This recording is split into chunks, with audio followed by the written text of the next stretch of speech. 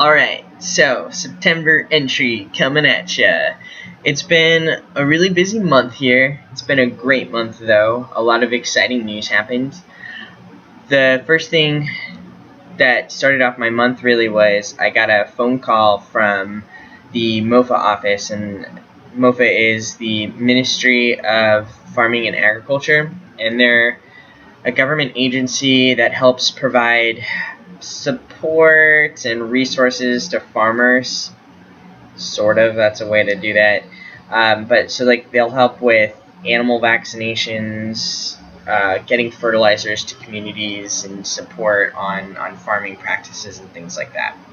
So anyway, I'd been working with David, who is the veterinarian officer for MOFA, and he was the one that was helping me out a lot with vaccinating the goats and sheep that I did back in June. And, well, my community has been pestering me ever since I got here that they really want a veterinarian officer to be placed in the community, because sometimes that happens where if you live far away enough from a MOFA office, you can actually get an agriculture extension officer or a veterinarian officer placed directly in your community, and they will help with agriculture or vaccinating animals and whatnot. We haven't had one of those, or a veterinarian officer, in the community for like the last 10 years. And so it becomes a pain because, as I said before, you have to travel really far to get a veterinarian officer or an extension officer to come into the community and get assistance. And since we are off a really bad road and we're considered to be rural, it's hard for us to get replacements or extension officers out here. So what ended up happening was I got this phone call from David in the beginning of the month, and he said that he'd been really impressed with the way that my community was more motivated about taking care of their animals, with vaccinating 700 goats and sheep and all that jazz. And we've been working on an animal housing project, so I'm helping a lot of the community members build sustainable chicken coops and also pens for their sheep and goats. And so I'd been talking to David a lot about getting salt licks and just getting other resources and materials to help with this project. So he gives me this call early in September, and he's like, "I've been so impressed with what you're doing that I put in a formal request for your community to receive an in-community extension officer for veterinarian services." And I was like, cool. So that was really exciting, because it actually feels like I'm doing something to help my community that will outlast me being here. And even though I've been working with one of my counterparts, Adam, so he's a community member that's been helping me out a lot with just different animal projects, even though he's been going through the whole process with me, talking to David, working with MOFA, all of these things, it is nice to know that we now have somebody in our community that is going to be living here, and he can tend to animals when they break a leg, when they fall sick, and we don't have to worry about other animals getting sick. We don't have to worry about trying to get enough sick animals in order to be able to afford the cost of getting a veterinarian officer out here just to service those animals. So this is going to be a huge help for us, and I'm really excited about what's going on with that. So the guy that they sent us, his name is George. He's this young dude, pretty chill, just finished veterinary school, and really nice guy. He's been awesome because we're getting ready to vaccinate 700 fowl against Newcastle. So Newcastle is actually this disease that we also have in America, but you just don't see it very often because chicks get vaccinated against it when they're chicks, and also because we do intensive animal rearing in America. It's not a major concern for us. So anyway, Newcastle is this really horrible disease that kills just hundreds of birds every year during Harmattan. Harmattan's our dry, dusty, sandstorm type of season is the best way to describe it. And what it is, there's a lot of winds, and they pick up this bacteria, and it affects the birds a lot. And so last year, I am not even exaggerating. I watched 6 birds die in front of me, like in one day, like in a span of an hour. And it's like this really, it's horrible. Like, they get sick, super contagious. The other birds will catch it. You know, their like necks get all crooked and stuff, and then they just slowly like can't move anymore, and they just fall over dead. Like, it's really sad. It's depressing. And it's a lot of money if you think about each fowl, each like grown fowl being worth about 35 to 40 CDs. So if you think about, you know, 35 to 40 CDs, it's a lot of money for a farmer to lose. So we're trying to vaccinate against this. Problem is, however, is the vaccine is stored in refrigerators, and what happened was we were out of power for about 6 days straight. Okay, 3 days, and then it came on for like 4 hours, and then it was out again for another 3 days. But the vaccine was in one of the fridges. The power went out. The generator blew, and all the vaccines that were in the fridge spoiled. So we were supposed to vaccinate the birds last weekend, and because the vaccine spoiled, we couldn't vaccinate them. Well, because I've had George, it's been awesome. He's been like handling all these phone calls, trying to get us new vaccine or another vial of the vaccine, and just like really working to offer support for me, really, and also for the community to make sure that we get this vaccination happening. So it's just been a huge, like, it's been awesome, like, having George here for a month, because he's helped me in so many ways within, you know, him only being here for a few weeks. And it's really allowed for me to start working on other stuff, and he's just great. He really wants to help with the animal housing project that we're working on. He's so dedicated to making sure that the living conditions of the animals are good, that the animals are healthy. So it's been awesome. Thank you, MOFA, for sending us George. He's a great help. So anyway, we're really trying to work on getting some new vaccines so we can start the vaccination process in October.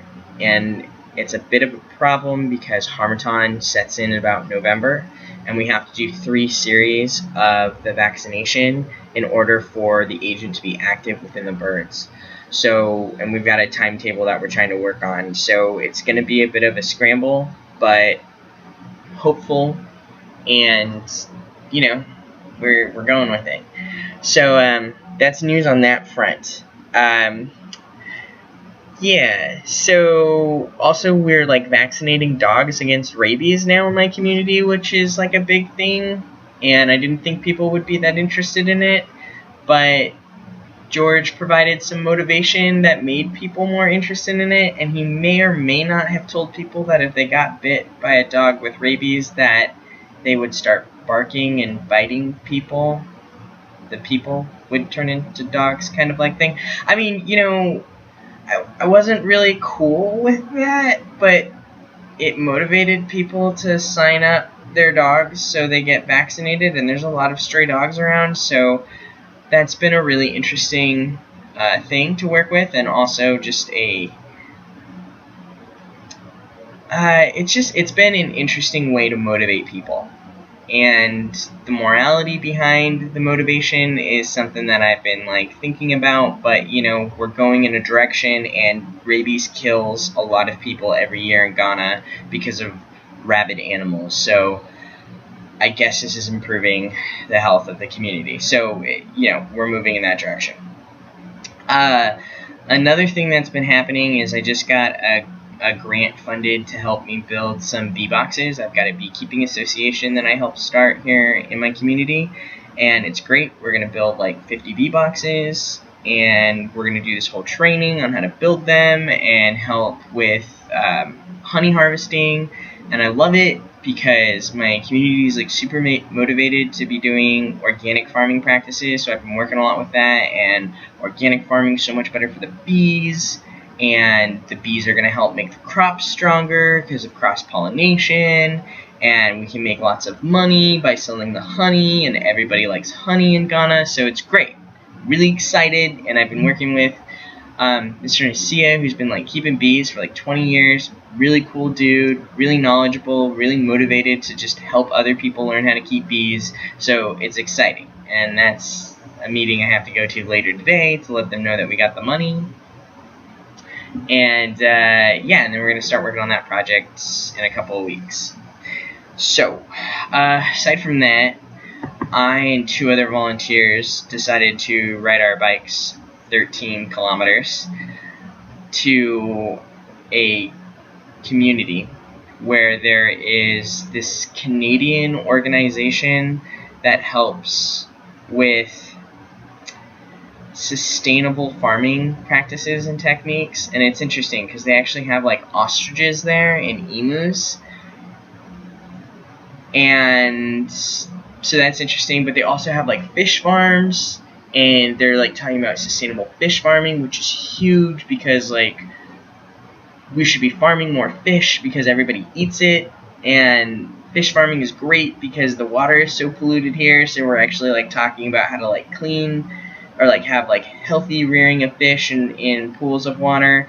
And what's also great is that like it's a part of like this gray water recycling that they're also doing, where they're using the older fish water to help irrigate crops. So they've got this great setup, and I was over there checking it out because I'm also working on like a gray water recycling project out here, which I'll get to in a little bit. So anyway, I went to this community to go check this stuff out. Really cool to see this type of resource. I was also talking to them about mushroom cultivation. We've got a mushroom project in my community where I work. I've talked about PREC before. I've been working with PREC on developing mushrooms, but to buy the spores is a bit of a hassle. We have to travel far. It costs a lot of money. So we're looking into ways to learn how to actually create mother spores, so we don't have to go buy the spores to make the mushrooms. So I found out that they did this at this Canadian organization. I was talking to them about how we can actually get a training done to cultivate mother spores. It's going to be a bit of, well, there's still a lot of work that has to be done there. But it's cool because the goal is that we start creating the mother spores here in my community. We do it at a low cost, and then we provide spores to the really rural communities. Like there are communities down this road that are far worse, like in worse shape conditions than my community. Just no clean water, like really just desolate, like isolated communities that need a lot of help. And so we want to try to help improve the nutrition of these communities at a low cost by teaching them how to do mushroom cultivation. So that's like one of the bigger picture projects that I'm working on with PREC right now. And anyway, that's the whole reason why we're really interested in trying to figure out how to make these mother spores. So it should be interesting, but it's going in a direction, and yeah, so like hopefully that happens. Crazy thing that happened about, or also at this organization, is that they practice debeaking on their birds, and that was very shocking to me because that was the last thing that I'd really expect to see at a Canadian organization and or in Ghana in general. So that was really surprising to me, and well, that was just very surprising, and that's how I'm going to end that. Anyway, so we're riding our bikes home, storm comes in, get rained on. I had 2 flat tires. That was a thing. So, you know, quite the adventure, just biking around and trying to fix the flat tires. But it was cool because we came across this community and everybody saw that my tire was flat, and it was just kind of awesome because like these kids like ran out and they were like talking to me in Deg, which is the language of my community, but I'm nowhere fluent in it. And you know, they just like took my bike and brought a bicycle repair guy, and they fixed my bike under this tiny little shed like thing and fixed up my bike. and then I was on my way. And so like it was just really cool. Like that's one of the things that just consistently impresses me about people here, is that when you need help, they help you. Like there's no questions asked about it, and just the willingness that people have to help you is pretty awesome, and it makes you feel really good, like as a volunteer, like because you're here helping people and they're just also just so willing to help you too. So like I don't know, it just like it made the trip that much more exciting, and it's cool to have like those types of experiences while you're here. So that happens. Also, problems with the rain. So it's rainy season right now, and it's great because we have rain, because we lack a lot of rain throughout the year, but it's also causing a lot of floodings, and it's destroying people's crops. So I planted some breadfruit. I don't think I really talked about breadfruit too much last time, but breadfruit it's an indigenous plant in West Africa, but it's not commonly cultivated. Like if it's there, people will harvest the breadfruit from it, but it's not like something that people like go out and actually farm like they do with cashew or pawpaw and things like that. Pawpaw is a form of papaya. So I've been working with Prec to cultivate breadfruit because it's super nutritious and it's drought resistant, and it produces fruit within like 7 months, and it's super cool. And so I've been working with them on like actually farming it, but when we transplanted the plants last week, well, we've been caring for them, but a part of the farm actually flooded because because it catches water in it. And so I'm going out there tomorrow to help like dig some drain ditches basically, and we need to also do some more landscaping on the land to make sure that they don't flood again. But it's a huge problem where a lot of farmers are actually having their crops just destroyed right now because of flooding from the rain. And it's one of the big problems is that you don't get rain all year, and then when you finally do get the rain, it either destroys your crops because it's too much, or your crop is fine, but you can only farm for the period of time that there is rainfall, which is why I've been doing a lot of work with the community on rainwater harvesting, and also looking into a gray water recycling project with another volunteer right now. So it's just, there's a lot of stuff going on. Irrigation's a big thing, and drought is a big thing, so those are things that we're working on.